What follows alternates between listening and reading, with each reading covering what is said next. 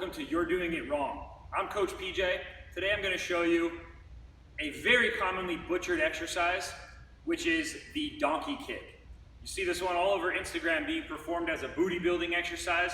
If you're using it for that, you're wrong anyway, but I'm going to show you a more effective way to perform it so you're actually warming up the right muscles and using the right muscles to do the work and keeping yourself safe while you do the donkey kick.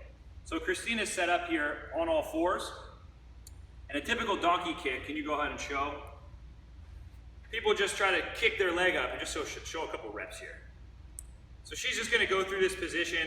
She's just kicking her leg up in the air. Actually, rotate the hips up and down. And you notice her pelvis position here. Her hips are changing positions. Her back is going from straight to arched as she goes through this really ineffective exercise in general. And we're just putting her hips and her low back in a really unsafe position.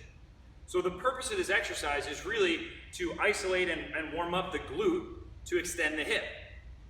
If she's trying to do that, then we need to keep the hips in a neutral position so that she can go into hip extension.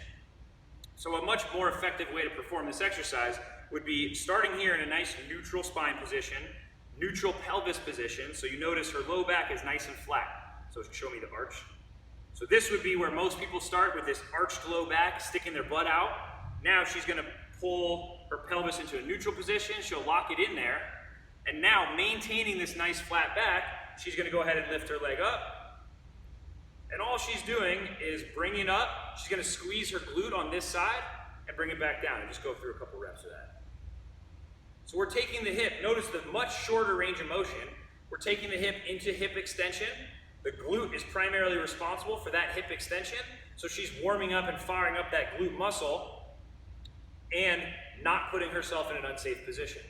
So it can be a great warm-up exercise if you're trying to just isolate the glutes and warm up your glutes. You can go through a lot of reps of that, but slow and controlled movement is what's going to be your friend here, because that's what we really need to isolate the right muscle group.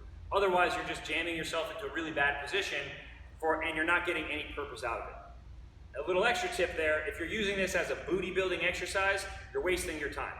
There's no load on the glute whatsoever. So you could do 5,000 reps of this. You're not going to be building any significant muscle there. So you need to, if this is not just a warm-up exercise for you, then you're wasting your time doing it.